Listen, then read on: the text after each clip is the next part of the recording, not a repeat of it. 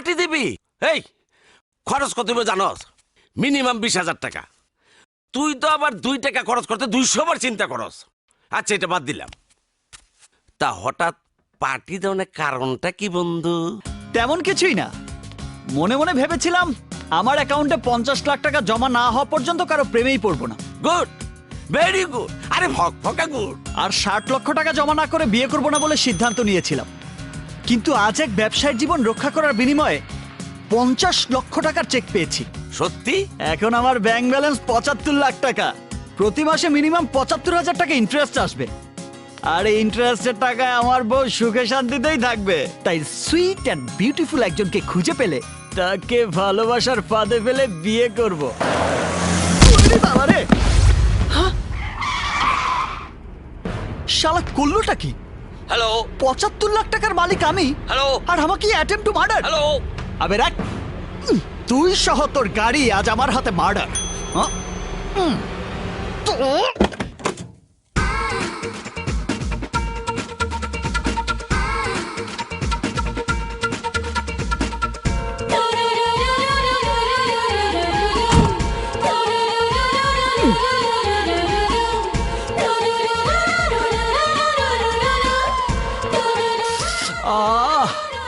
Figure দেখে তো মনে হচ্ছে সরাসরি আকাশ থেকে নেমে আসা পড়ি। একটু ঘোর বাপ। আরে ঘোর না। আরে চেহারা না দেখিয়েই চলে যাচ্ছে। আরে দাঁড়া।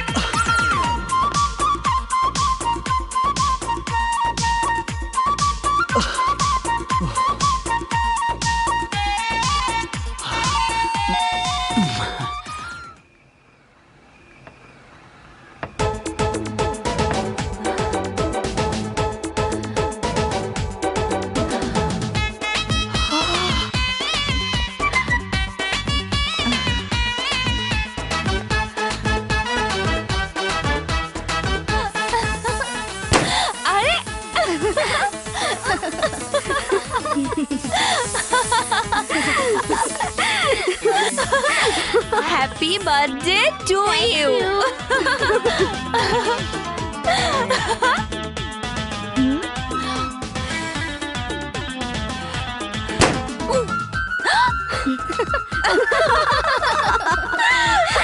চল চল।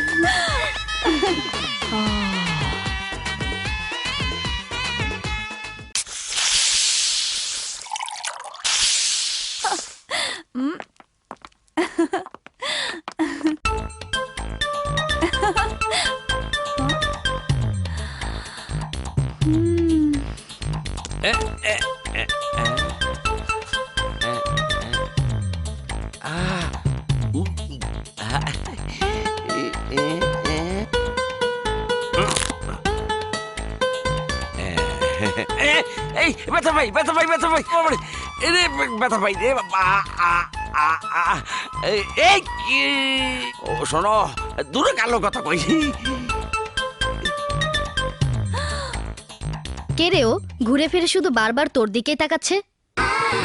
গাড়ি ড্রাইভ করে এখানে আসার সময় ওকে পথে দেখে হালকা একটু হাওয়া লাগিয়েছিলাম। সে হাওয়া দিয়ে ওকে এমন ভাবে ফুলাবো, ড্রেস, কসমেটিক্স এন্ড ডায়মন্ডের অর্নামেন্টস কিনে দেওয়ার বায়না ধরে 2-4 দিনের মধ্যেই ওর ক্রেডিট কার্ড আর ব্যাংক ব্যালেন্স সব খালি করে ফেলবো। আরে শোনো, তুমি তো দৃষ্টি দিয়ে অগরূপের মিষ্টি খাইতেছ, কিন্তু ওরা তো তোমারে আমির থেকে ফকির বানাইবার প্ল্যান করতেছে। এই এদিকে এসো। আমাকে বলছেন? হ্যাঁ আপনাকেই, ওই মোটা তাজা বলদটাকে নয়। আমি মোটা তাজা বলো? মনে রাখো আবার অপমান করছে। বলুন। এর আগে কি কখনো মেয়ে মানুষ দেখোনি? দেখেছি, কিন্তু তোমার মতো টানা টানা চোখ, গোলাপি ঠোঁট, সুইট হাসি, beautiful figure and nice dress আপের কাউকেই দেখিনি। পাগল নাকি? তোমার প্রেমের পাগল। তাই তোমাকে দেখার পর থেকে এই বুকে চিনচিন করার মানেটা কি? Shut up. এরপর যদি আবারও আমার পিছু নাও তাহলে তোমার ওই চিনচিন করা বুকটা আলপিন দিয়ে ফুটো করে দিব। এই চল চল সবাই।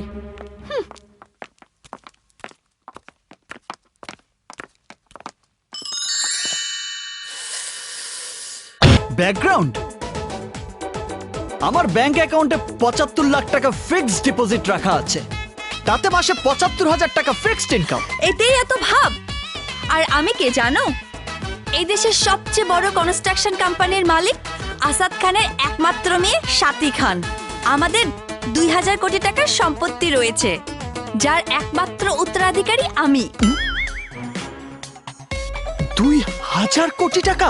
হ্যাঁ, গতকাল পুলিশের সাথে মারামারি করার সময় আমি ফোনে বাবাকে ঘটনাটা জানিয়েছিলাম, তাই আমার বাবার ফোন পেয়ে জিসি স্বয়ং এসে হাজির হয়েছিল। আরে আমি এসব কিছু নিয়ে ভাবছি না। আমি জানি আমার ভালোবাসাই তোমাকে কাজটি করতে বাধ্য করেছে। তুমি যখন তোমার বাবার একমাত্র মেয়ে, তখন আমার 75 লাখের সাথে 2000 কোটি যোগ হলে আমার ভাগ্যটা, না মানে তোমার ভাগ্যটা একেবারে ফাটাফাটি হয়ে যাবে। রিয়েলি তুমি অসম, কিন্তু তার আগে তোমার ফ্যামিলিকে আমার বাবার কাছে অসম হতে হবে। ফ্যামিলি? এই মরেছি রে। কিন্তু আমার ফ্যামিলি দিয়ে তোমার বাবা কি করবে? আমার বাবা যে কোনো কাজ করতে গেলে তার পূর্বের ইতিহাস খোঁজে। আমি যে এতিমটা জানতে পারলে সব ফিনিশ হয়ে যাবে। ব্যাকগ্রাউন্ড দেখে আমি তোমাকে আই লাভ ইউ বলবো সেই ইচ্ছা আমার ছিল না। বাই দ্য ওয়ে, আমার ফ্যামিলির নাম শুনলে শহরের এমপি মন্ত্রীরা ভয়ে কেঁপে ওঠে। তার মানে খানদানি জমিদার ফ্যামিলি ছেলে তুমি? How sweet. চাপাবাজি কাজে লেগেছে। ইয়েস, জমিদার ফ্যামিলির ছেলে আমি। তাহলে তোমার ফ্যামিলির গার্জিয়ানদেরকে আমাদের অ্যাফেয়ার্স এর কথাটা জানাও। তারপর আমি আর বাবা গিয়ে তাদের সাথে দেখা করব। Okay? Okay. So sweet. Bye bye. যার নিজের বংশের নাম জানা নেই, তার আবার জমিদার ফ্যামিলি। আমি এখন এই জমিদার ফ্যামিলি পাবো কোথায়? আমি দেব। তুই দিবি মানে? মনে হচ্ছে ব্যাপারটা তোর কাছে হাতের মোয়া। দিল্লি কা লাড্ডু। শোন, আমি একজনের কাছ থেকে খবর পাইছি, বাবুনগরের সৈয়দ পরিবার গোপনে তোর মতো এতিম একজন ছেলেকে দত্তক হিসাবে নেওয়ার জন্য খুঁজতেছে। তাহলে তো ফার্স্ট সিরিয়ালে আমিই যাব। চৌধুরী সাহেব, আমার সাথীকে আপনাদের কাছে রেখে গেলাম। হবু বধূ হিসাবে এবারে সবার মন জয় না করা পর্যন্ত ও এই বাড়িতেই থাকবে। আচ্ছা আচ্ছা। আসসালামু আলাইকুম। ওয়ালাইকুম আসসালাম। সাথী, আমার মেয়ে। আমি এখন চলি। আসতে না আসতেই চলি মানে? আমি আমার দায়িত্ব পালন করতে এসেছি। খোদা হাফেজ। মমতা, বলো মা। যা, ওকে নিয়ে আয়। এই চল। চলো। আয় আয়। সাথী চলো।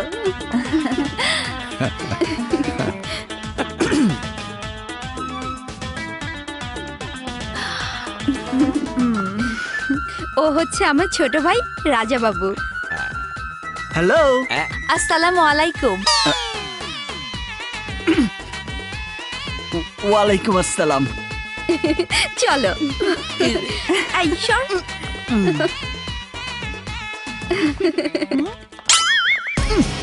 এসো। ও এখানে পা রেখে আমার হৃদয়টাকে লক করে দিয়েছে, আর তাতে আমার চলে যাবার পথও বন্ধ হয়ে গেছে। মানে? যাকে আপন করে পাওয়ার আশায় এখানে রাজাবাবু হয়ে এসেছি, সে যখন এখানে চলে এসেছে, তখন আমার পুরো 75 লাখ চলে গেলেও আমার আর কোনো আফসোস থাকবে না। কিন্তু হবু বধূ হিসাবে সাথীর এখানে আসার কারণটা কি?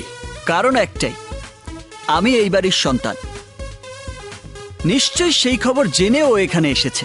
হ্যাঁ, তাহলে তো তুমি সার্থক প্রেমী। তোমাকে সাথীর জীবন থেকে আলাদা করতে পারে এমন কেউ নেই পৃথিবীতে।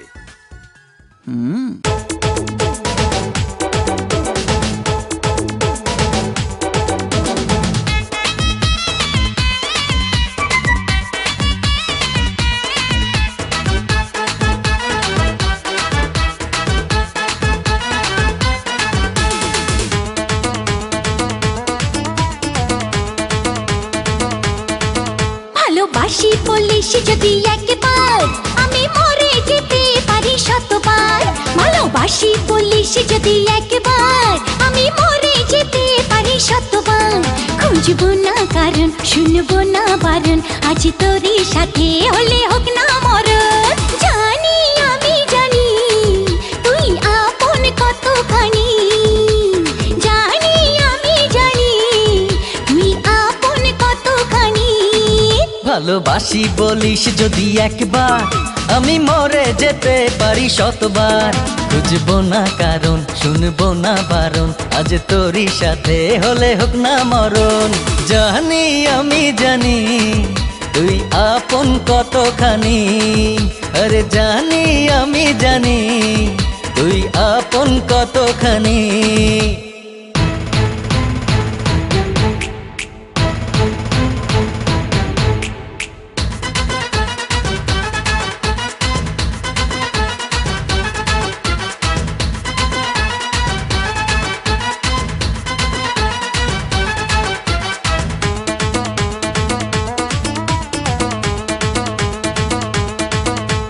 যত দেখি ওই মায়াবী মুখ, তত যেন আরো প্রেমে পড়ি। দুটি চোখে রাখে ইশারাতে, শূন্য মনে সুখে স্বর্গ গড়ি। ও যত দেখি ওই মায়াবী মুখ, তত যেন আরো প্রেমে পড়ি। দুটি চোখে রাখে ইশারাতে, শূন্য মনে সুখে স্বর্গ গড়ি। কি করে বোঝাই শুধু তোকে যে চাই, তুই ছাড়া আমার কোনো চাওয়া তো নাই। জানি আমি জানি তুই আপন কতখানি, ও জানি আমি জানি তুই আপন কতখানি।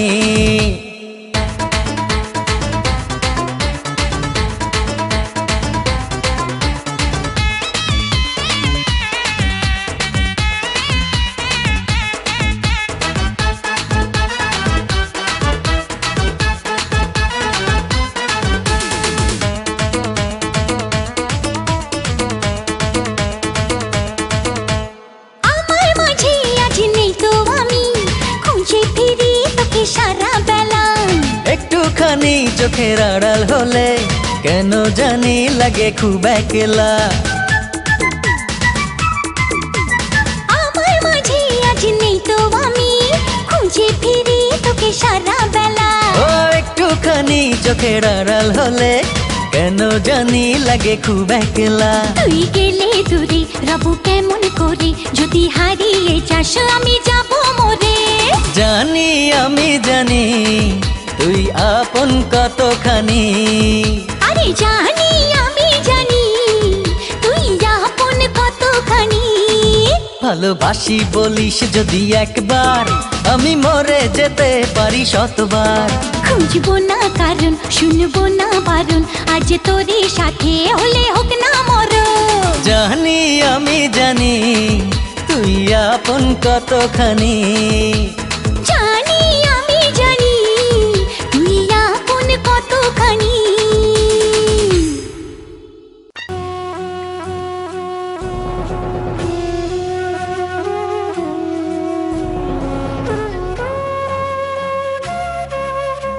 রাজাবাবুকে ঘুম থেকে জাগিয়ে এই পানি পান করে তারপর ঘুমাতে বলো। জি।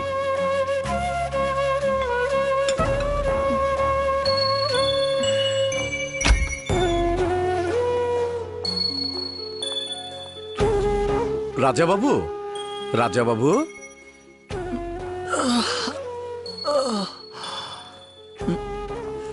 এই পানিটা খেয়ে তারপরে ঘুমাও।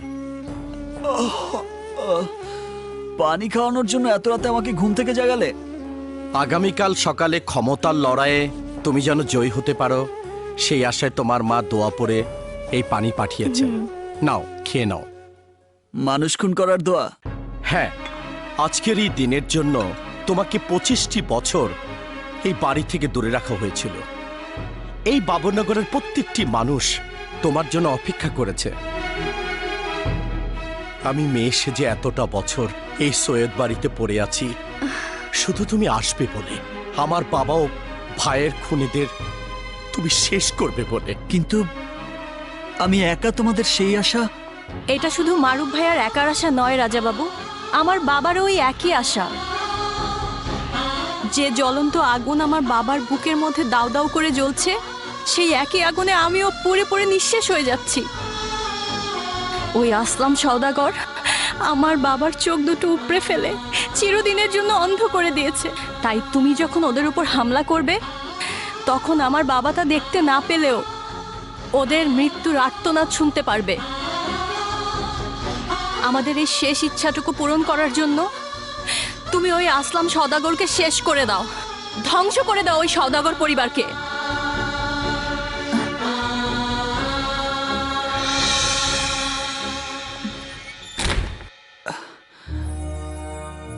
Just minute.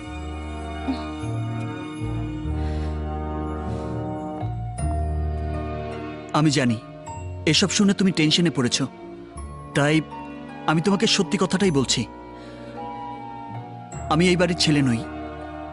তোমাকে বিয়ে করার আশায় আমি নিজেকে জমিদার বাড়ির সন্তান হিসেবে প্রমাণ করার জন্যই এই বাড়িতে দত্তক হিসেবে এসেছি।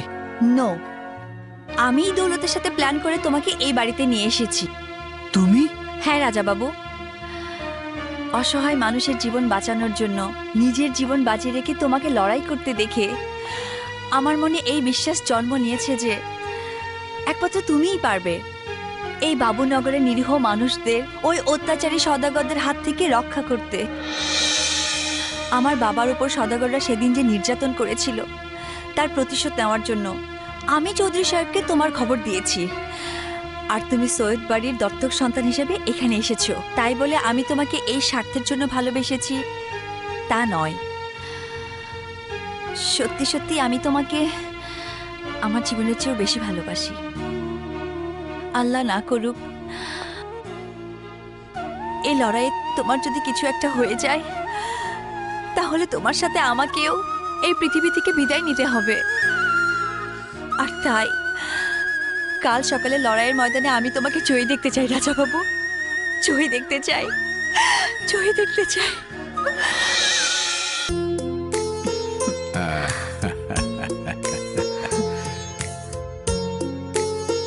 তোমার বাবার ওয়াদা তুমি পূরণ করেছো, তাই যে লকেট তোমার বাবা তোমার গলায় পরিয়ে দিতে চেয়েছিল, সেই লকেট মা হিসেবে আমি তোমার গলায় পরিয়ে দিলাম।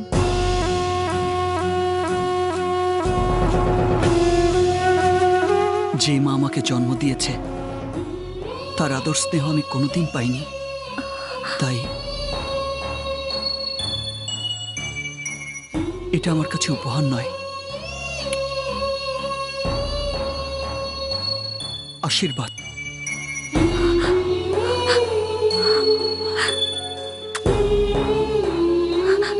রাজাবাবু,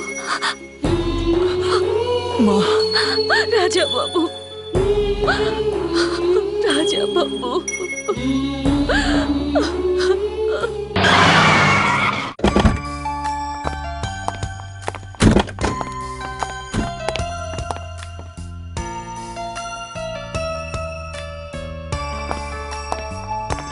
আসসালামু আলাইকুম রাজা বাবু। ওয়ালাইকুম আসসালাম। রাজা বাবু, আমাদের শুভেচ্ছা। আপনি দীর্ঘজীবী হন। ধন্যবাদ। রাজাবাবু, ওনারা হচ্ছেন আমাদের আশেপাশের এলাকার চেয়ারম্যান আর কমিশনার। সবাই আমাদের শুভাকাঙ্ক্ষী। তোমার সাথে দেখা করতে এসেছেন। 25 বছর ধরে আমরা জিন্দা লাশ হয়ে বেঁচে আছি। আজ প্রথমবার দেখলাম ওই অত্যাচারী সদাগরদের বিরুদ্ধে লড়াইয়ের বীর সন্তানকে। তাই এই বাবুনগরের মাটিকে শত্রুমুক্ত করতে আমাদের জীবন দিয়ে হলো আমরা আপনার সাথে থাকব। আমি কোনো পেশাদার সন্ত্রাসী বা খুনি নই। তাই বন্ধ করুন এই প্রতিশোধের লড়াই। আজ থেকে এই বাবুনগরে কোনো লড়াই হবে না, আর কোনো মেয়েও বিধবা হবে না, কোনো সন্তান এতিম হবে না। আর তাই নিজেরা বাঁচতে শিখুন, অন্যকেও বাঁচতে দিন। আপনি ঠিকই বলেছেন রাজাবাবু, আমরা সবাই এইটাই চাই। হ্যাঁ, কিন্তু ওই সদাগররা তা চায় না। আপনার বাবা ওদের কাছে পরাজিত হওয়ার পর থেকে এই বাবুনগরে জন্ম নেওয়া ছেলে সন্তানদেরকে ওরা খুন করা শুরু করে। হ্যাঁ, সেই সময় হাজারো ছেলে সন্তানদেরকে অন্যত্র সরিয়ে ফেলেছিলাম। তারপরেও অনেককে খুঁজে বের করে ওরা হত্যা করেছে। জানি না কতজন বেঁচে আছে। আপনি আসার পরেও কি আমরা সেই কষ্ট নিয়ে বেঁচে থাকবো? না, কারণ আপনজন হারা জীবনের দুঃখ কষ্ট কি তা আমার ভালো করেই জানা আছে। তাই যে সন্তানরা এলাকার বাইরে রয়েছে তাদেরকে ফিরিয়ে এনে তাদের মায়েদের চোখের পানি আমি মুছে দেব, আর শত্রুদেরকে বন্ধুতে পরিণত করব। এটা আমার ওয়াদা। আপনারা সবাই আমার জন্য দোয়া করবেন। আসসালামু আলাইকুম। ওয়ালাইকুম আসসালাম। সালাম।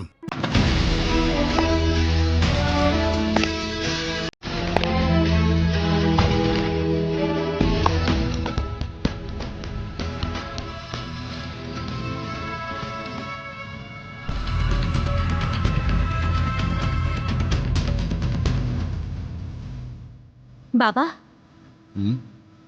বল মা।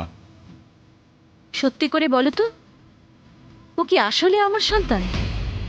ইয়েস, আপনি যে সৈয়দ রায়হান বাবুর সন্তান আমি তা জেনেছি, আর তাই বলছি আপনি যে অভিযোগ করেছেন এটা নতুন কিছু নয়।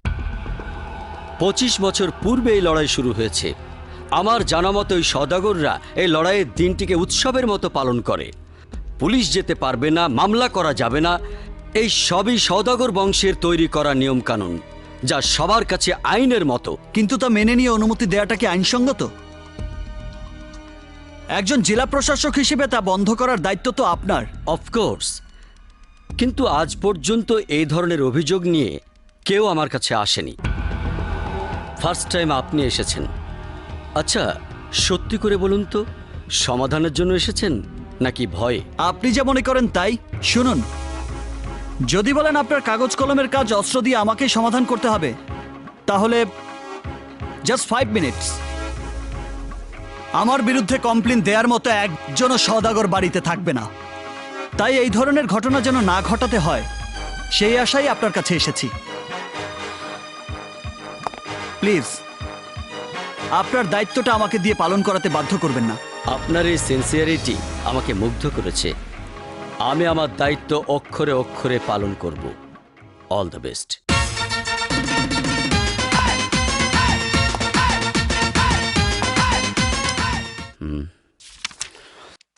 আসসালামু আলাইকুম রাজা বাবু। ওয়ালাইকুম আসসালাম। হঠাৎ আপনি এখানে? ডিসি সাহেবের সাথে একটু কাজ ছিল। ও আচ্ছা, জি। Thank you. আসসালামু আলাইকুম।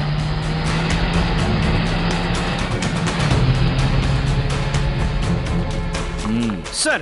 আচ্ছা, ওকে তুমি সালাম দিয়ে কথা বললে কেন? স্যার, উনি হলেন বাবুনগরের জমিদার সৈয়দ রায়হান বাবুর একমাত্র সন্তান। ঢাকা শহরের গলিতে বড় হওয়া এক এতিম ছেলে সৈয়দ বাড়ির সন্তান হয়ে এলো কি করে?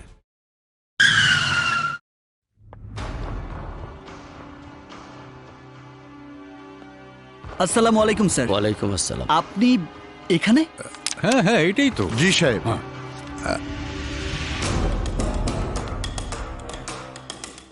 দয়া করে এই পত্রে একটা সাইন করে আপনার অভিযোগটা প্রত্যাহার করে নিন।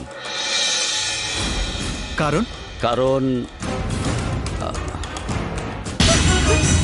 ওগো, এরা আমার সন্তানদেরকে মেরে ফেলবে, তুমি ওদেরকে রক্ষা করো। এরা যা বলে তুমি তাই করে দাও। আমি আইনের লোক হয়ে বেআইনি কাজ করব? ইম্পসিবল। ইয়েস, সবাই ভেবে কাজ করে, আর আমি কাজ করি সবাই ভাবে। এই শহরের সবাই একজন আরেকজনের নামে তোমার কাছে অভিযোগ করতে পারবে, কিন্তু ভুলেও আমাদের ব্যাপারে নয়।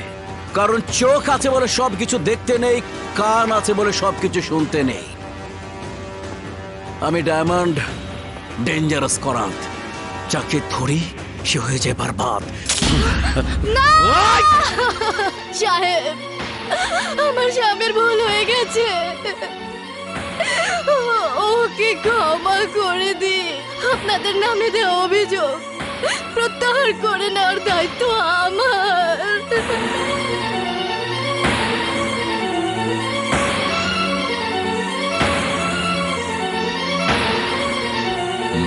কিন্তু স্যার, আপনার অধীনে আইন প্রশাসন সবকিছু থাকতে এই সবই নামমাত্র রাজাবাবু। সওদাগররা কোনো নিয়ম কানুন আইন কিছুই মানে না। দেশের সমস্ত আইন দিয়েও আমি ওই সওদাগরদের কিছুই করতে পারবো না। ওই আসলাম সওদাগরের ক্ষমতা কি জানেন? 50 লক্ষ ভোটার, 30 জন মন্ত্রী, 20 জন এমপি আর বড় বড় সব আমলারা রয়েছে তার সাথে। একজন প্রশাসক হয়ে আমি নিজেই বিচার চেয়ে পাচ্ছি না, আর আপনাদের বিচার আমি কি করে করব রাজাবাবু? স্যার, আপনি এক কাজ করুন। রাজাবাবু, প্রত্যাহার পত্রে সই করে দাও। দিন। জি।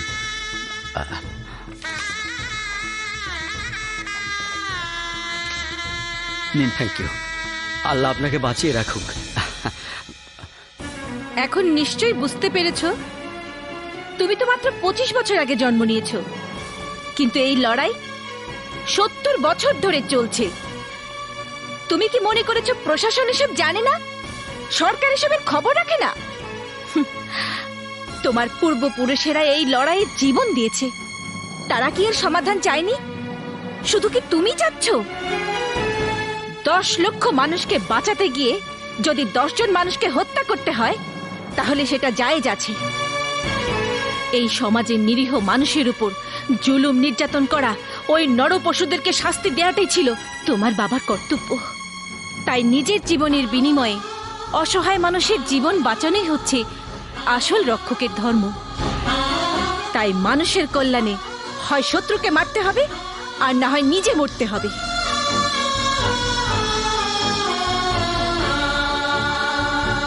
তোমাকে নিষ্পাপ অসহায় মানুষদের নেতা হিসেবে অস্ত্র হাতে তুলে নিয়ে এই দুই পরিবারের বিরোধকে মীমাংসা করতে হবে। কিন্তু তুমি ওদের সঙ্গে মিলেমিশে থাকার যে স্বপ্ন দেখছো, তা তোমার জীবনে দুঃস্বপ্ন হয়ে যাবে। তাই তোমার ধর্ম হবে এই সৈয়দ পরিবার আর বাবুনগরের অসহায় মানুষদেরকে রক্ষা করা। না মা, যে কোনো সমস্যা সমাধানের প্রথম কাজ হচ্ছে আলোচনা করা, আর শেষ সমাধান হচ্ছে মরণ খেলা। এখন আমি কোন পথে যাব তা উপরওয়ালাই ঠিক করে দেবে।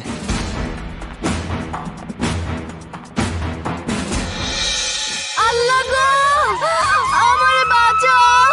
আল্লাহ, রেশমা, আমারে বাঁচাও। ভয় করিস না বোন, আল্লাহকে ডাক। বাবা, কি হয়েছে রে মা? রেশমার ডেলিভারি পেইন উঠেছে বাবা। আচ্ছা, রেশমাকে এখনই হাসপাতালে নিয়ে যেতে হবে বাবা, তুমি তাড়াতাড়ি ব্যবস্থা করো। ছোট সাহেব, ছোট সাহেব, কি হয়েছে? বাবুনগরে এক সন্তান জন্ম নিতে যাচ্ছে। কি বলছিস? ওই রাজাবাবু বলেছিল আমাদের বংশের কেউ কোনো ছেলে সন্তান জন্ম দিতে চাইলে ওর ভয়ে আমাদের বুক থরথর করে কেঁপে উঠবে। অসম্ভব ড্যাডি, আমাদের নয়, ভয় কেঁপে উঠবে রাজা বাবুর বুক। শোন, বাবুনগরে যে সন্তান জন্ম নিতে যাচ্ছে, আমাদের লাল চোখ দেখে সে যেন জন্ম নেওয়ার আগে হার্ট অ্যাটাক করে মারা যায়। তার ছোট্ট একটা নমুনা ওই রাজা বাবুকে দেখিয়ে যা। ঠিক আছে, এই চল।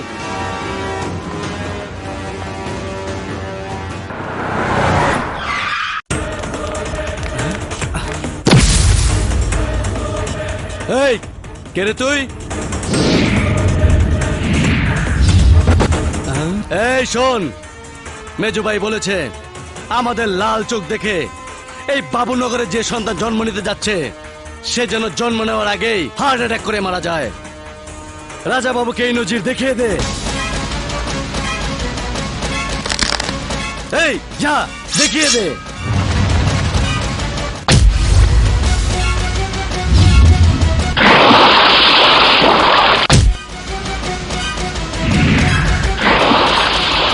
তোর ভাই যা বলেছে তা ভুল মনে করে এখান থেকে চলে যা।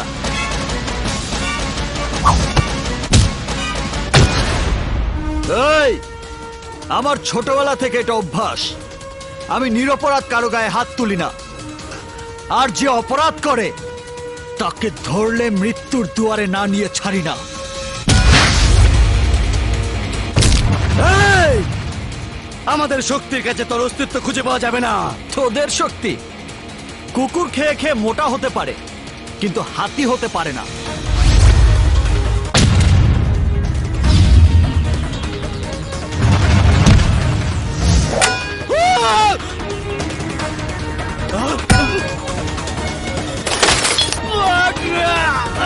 তোর মাথা বেশি গরম, তাই ঠান্ডা করার ব্যবস্থা করছি। মারুফ ভাই,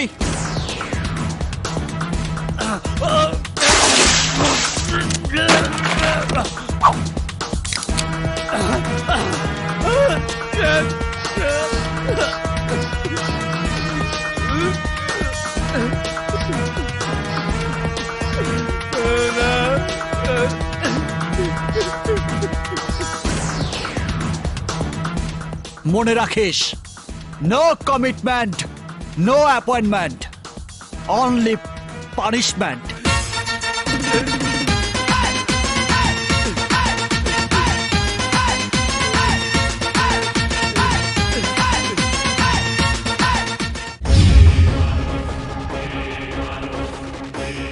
ছোট্ট একটা শিশুকে হত্যা করতে গিয়ে যে অবস্থায় ফিরে এসেছিস তা দেখে আমার মন চাচ্ছে তোর এই টাক মাথাটা দেহ থেকে আলাদা করে ফুটবল খেলি। ফুটবল শত্রুর কাছে পরাজিত হয়ে ফিরে আসার পরিণাম কত ভয়াবহ হতে পারে সেটা জেনেও তুই যখন ফিরে এসেছিস তখন। ডায়মন্ড, ওই রাজা বাবু খুব চালাক। সওদাগর বংশকে ধ্বংস করার জন্য আমাদের হাতি আমাদেরকে খুন করার প্ল্যান করছে। ভাইয়া, তাই বলছিলাম কি, আমাদের বাড়ির আশেপাশে পাহারায় থাকা অনেকগুলো কুকুরের সাথে আরেকটি কুকুর যোগ হয়েছে ভেবে ওকে ছেড়ে দাও ভাইয়া। No, never. মানুষ ভেবে কাজ করে, আর এই ডায়মন্ড কাজ করে সবাই ভাবে। এই শাস্তির হাত থেকে বাঁচার জন্য তোর একটা পথই খোলা আছে, সেটা হচ্ছে যারা তোর এই অবস্থা করেছে তাদের নির্মম মৃত্যু।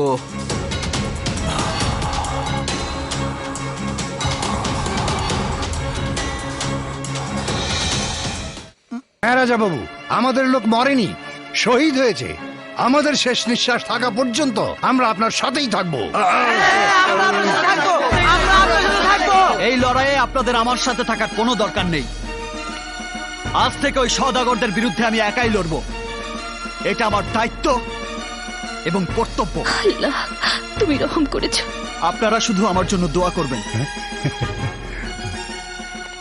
Hello mister Raja Babu.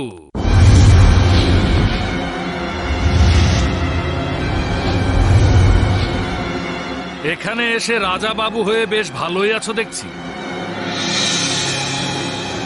আপনারা সবাই যাকে এবারের সন্তান মনে করছেন সে আসলে এবারের সন্তান নয়, সে হচ্ছে ঢাকা শহরের এতিমখানার এতিম ছেলে।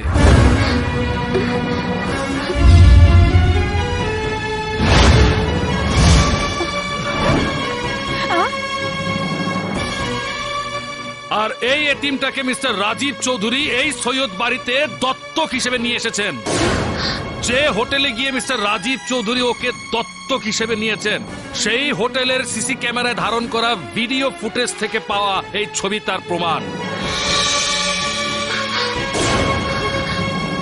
এখন আপনারাই বলুন, নিজের নাতিকে কি কেউ দত্তক হিসেবে নিয়ে আসে? তুই এবারের সন্তান না, কথাটা স্বীকার কর। চুপ করে আছিস কেন? বল।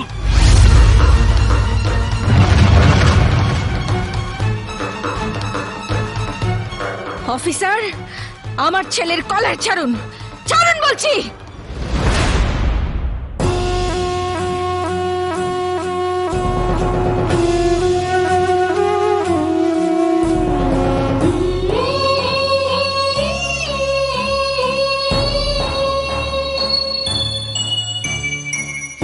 আমার মাথায় হাত রেখে কসম খেয়ে বল, এই পুলিশ অফিসার যা বলছে সব মিথ্যে। তুই আমার সন্তান, এই সৈয়দ বাড়ির রাজা বাবু।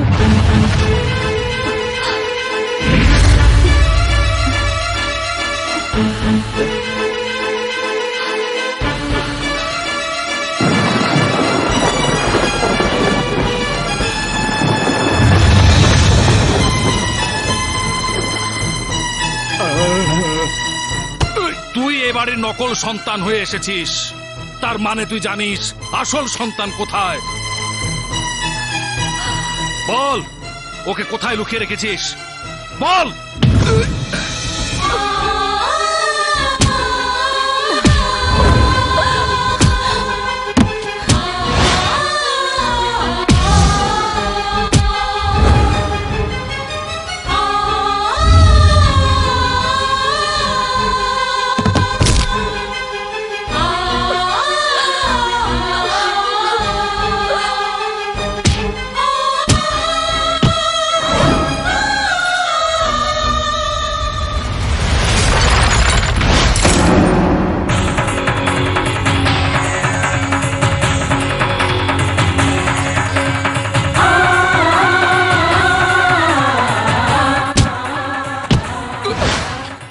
নিশ্চয়ই ওকে তুই খুন করেছিস।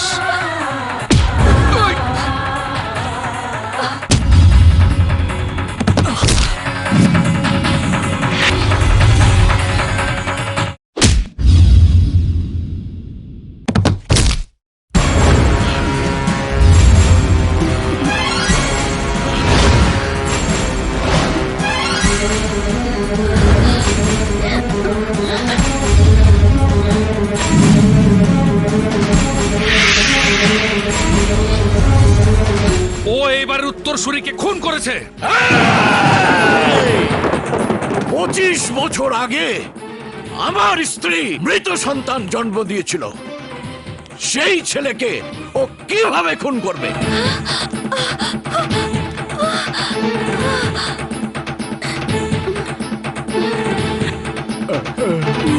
আমি এই বাবুনগরের সবার মনে সাহস জুগিয়ে রাখার জন্য সবাইকে মিথ্যা আশ্বাস দিয়ে বলেছিলাম আমার সন্তান বেঁচে আছে।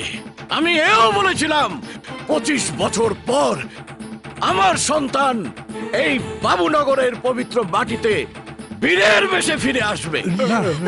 আমি সেদিন মৃত ছেলের মুখ দেখে অর্ধেক মরে গেছি, আর যখন আমার শত্রুরা আমাকে প্রাণ ভিক্ষা দিয়েছে তখন তখন আমার বাকি মরণ হয়ে গেছে। তুই বলেছিস 25 বছর পর তোর ছেলে বীরের বেশে আমাদের সাথে লড়াই করার জন্য ফিরে আসবে। আমি তোর চোখের সামনে তোর ওই ছেলেকে খুন করে টুকরো টুকরো টুকরো করব, যাতে তুই তোর ছেলেকে দাফন করার জন্য শরীরের একটা অংশ খুঁজে না পাস। আর তুই যদি আত্মহত্যার চেষ্টা করিস তাহলে তোর ছেলে সহ সৈয়দ বাড়ির সবাইকে আমার হাতে মরতে হবে।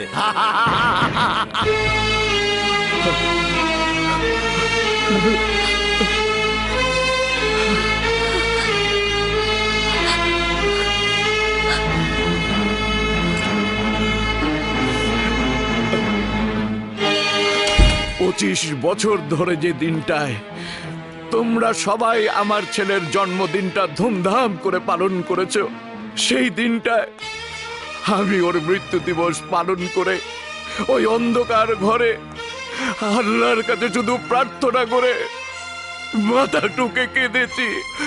উপরওয়ালা আমার দোয়া কবুল করে এই রাজা বাবুকে আমাদের রক্ষক বানিয়ে বাবুনগরের পবিত্র মাটিতে পাঠিয়েছেন। ও আমার রক্তের না হলেও রক্তের সন্তানের চাইতেও অনেক বেশি কর্তব্য পালন করেছে। কে বলেছে ও তোমার রক্তের সন্তান নয়?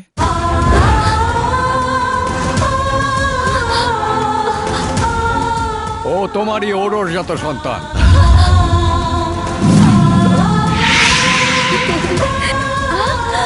আমার একমাত্র মেয়ে শারমিনের চোখের পানি দেখে আমি সেদিন খুব কষ্ট পেয়েছিলাম। যেদিন তুই কোনো চিন্তা করিস না মা, দেখিস এবার তোর ছেলেই হবে। না বাবা, আমি চাই আমার আরেকটা মেয়েই হোক, কারণ শত্রুতার যে মরণ খেলা বাবুনগরে শুরু হয়েছে তাতে আমার ছেলে জন্ম নিলে ওই আসলাম সওদাগর ওকে খুন করে ফেলবে বাবা। মা হিসেবে আমি তা সহ্য করতে পারবো না। মেয়ে হলে তো মেয়েদের মুখটা দেখে আমার শেষ জীবনটা পার করে দিতে পারবো বাবা। একদিকে আমার মেয়ের ইচ্ছে তার ছেলে বেঁচে থাকুক, আরেকদিকে রায়হান বাবুর বিশ্বাস 25 বছর পর সৈয়দ বাড়ির সন্তান হয়ে কেউ এই মাটিতে ফিরে আসবে। এই দুটি মনের আশাকে পূরণ করার জন্যে আমি ওকে আপনজনহীন জীবন কত কষ্টের, ক্ষুধার যন্ত্রণা কত নিষ্ঠুর, জীবনের দুঃখ কষ্ট কাকে বলে তা বোঝানোর জন্যে সওদাগরদের দৃষ্টির আড়ালে রেখে এতিম সন্তান হিসাবে এতিমখানায় মানুষ করেছি। আমি ওর দুঃখ কষ্ট দেখে বুক চাপড়ে কেঁদেছি, কিন্তু কাউকে কিছু বুঝতে দিইনি। আর এই সবই করেছি ওকে সাহসী আর শক্তিশালী রাজাবাবু হিসাবে গড়ে তোলার আশায়। আমি নিজে ওর পাশে থাকতে পারিনি, আর তাই এই সাথীকে ওর দায়িত্ব দিয়েছিলাম। সাথীর চোখ দিয়ে আমি ওকে আমার চোখে চোখে দেখেছি, সাথীর সাথে প্ল্যান করে সাথীর ভালোবাসার টানে ওকে এখানে আসতে বাধ্য করেছি। তুই আমাকে ক্ষমা করে দে নানা ভাই, ক্ষমা করে দে। নানা ভাই, নানা ভাই,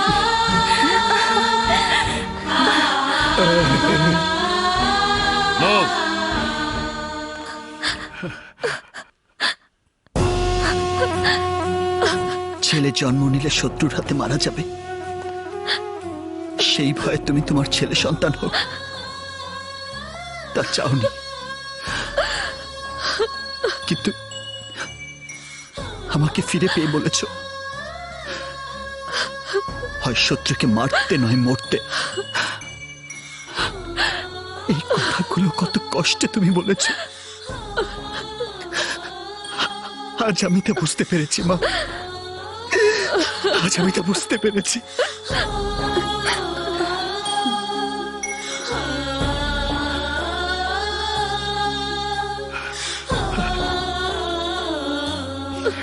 যার জন্য তোর মা 25টি বছর ধরে বিধবা না হয়েও বিধবার শাড়ি পরে এত বড় ত্যাগ স্বীকার করলো, সেই ত্যাগকে তুই ব্যর্থ করে দিস না বাবা, ব্যর্থ করে দিস না।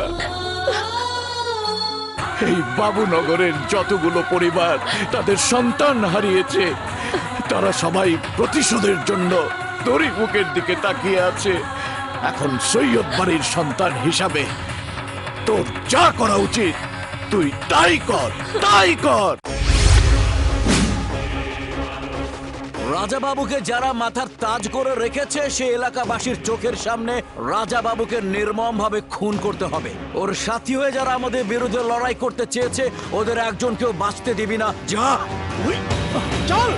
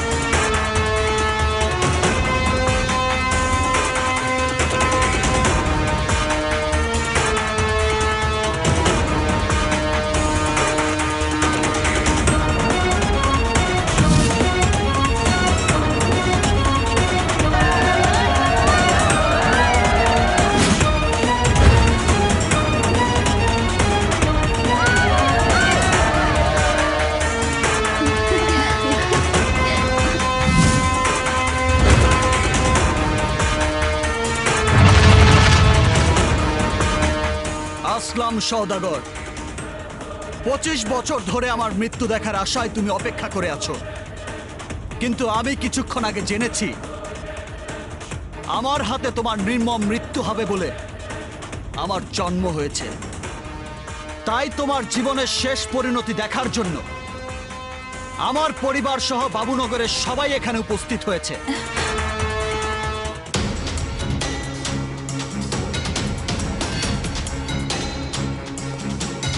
কিন্তু তোরে এলাকাবাসীরা যেভাবে এসেছে ঠিক সেভাবেই লেজ গুটিয়ে পালিয়ে যাবে। তোর পরিবারের সবাই হার্ট অ্যাটাক করে মরবে যখন আমার হাতে তোর মৃত্যু দেখবে, কারণ আমি সেই ধারালো করা যাকে ধরি সে হয়ে যায় বরবাদ। বুদ্ধ কি ভাই,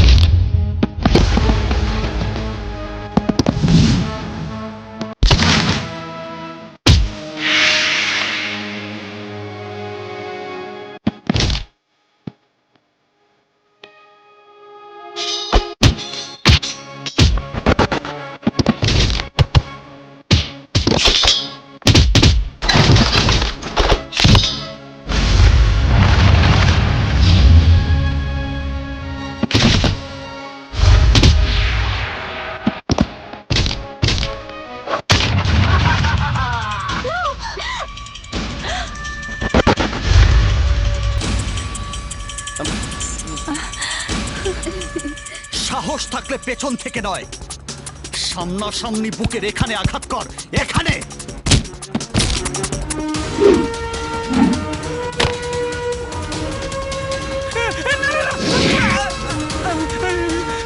এখন নিশ্চয়ই বুঝতে পেরেছিস মৃত্যুর ভয় কত ভয়ঙ্কর, আর মৃত্যুকে যে ভয় পায় কাউকে মারার সাহস তার থাকে না।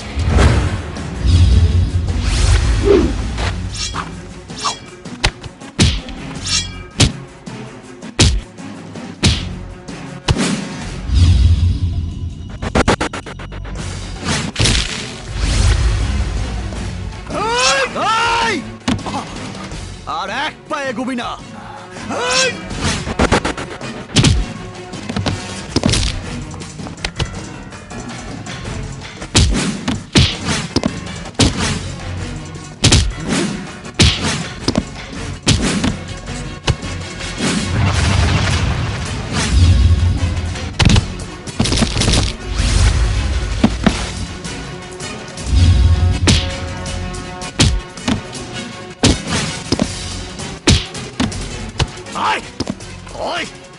সাহস থাকে তো আমার বাবার গায়ে হাত দিয়ে দেখ, তোদের শরীরে সেই হাত থাকে কিনা।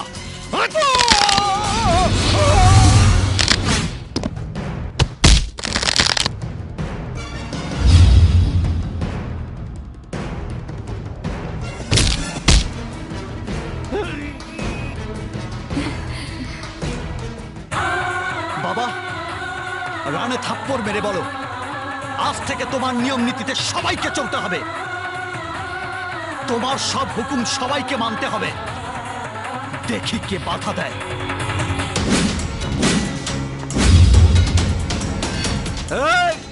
আমরা কারো কোনো হুকুম মানি না, মানবো না, মানার প্রশ্নই আসে না। কারণ সবাই ভেবে কাজ করে, আর ডায়মন্ড কাজ করে সবাই ভাবে। আজ তোকে বোঝাবো আমি সেই ধারালো করাত, যাকে ধরি সে হয়ে যায় বরবাদ।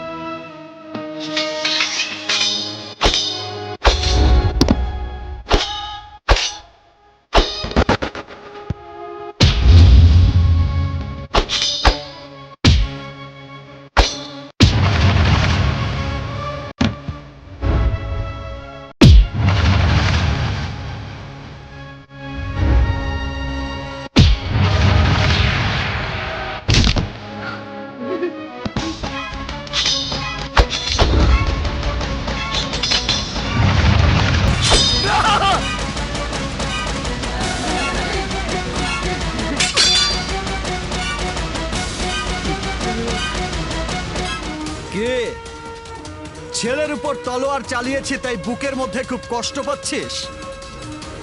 যখন অন্যের সন্তানকে নির্মমভাবে হত্যা করেছিস তখন কি তোর এই হাত দুটো একটুও কাঁপেনি?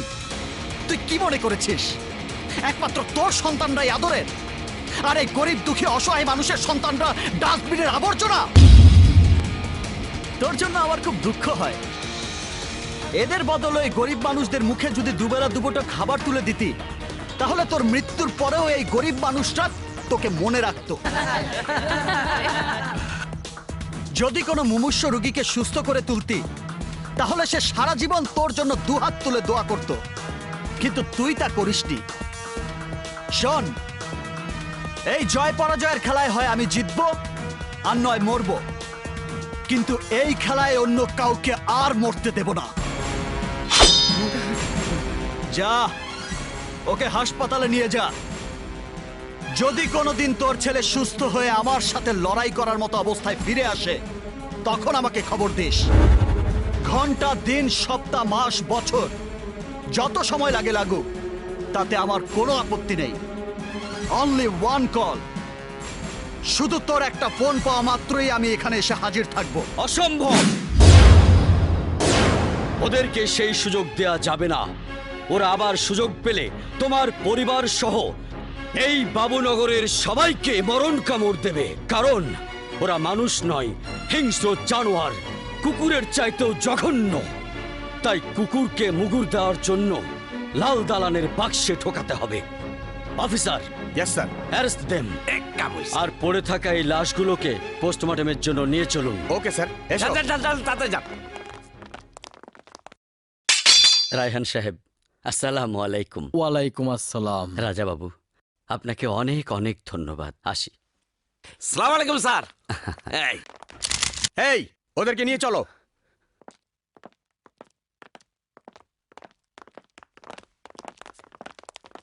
স্যার, ওই ফোলাটারে মাইরে ফাটাইলেন।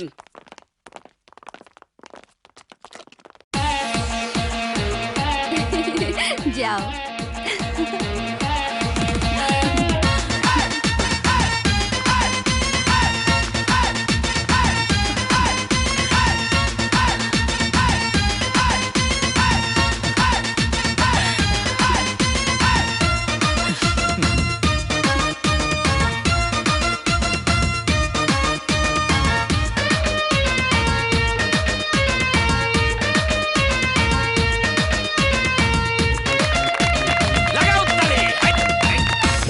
Raja Babu, I am the power. Tudi ke dunia ka pai every hour.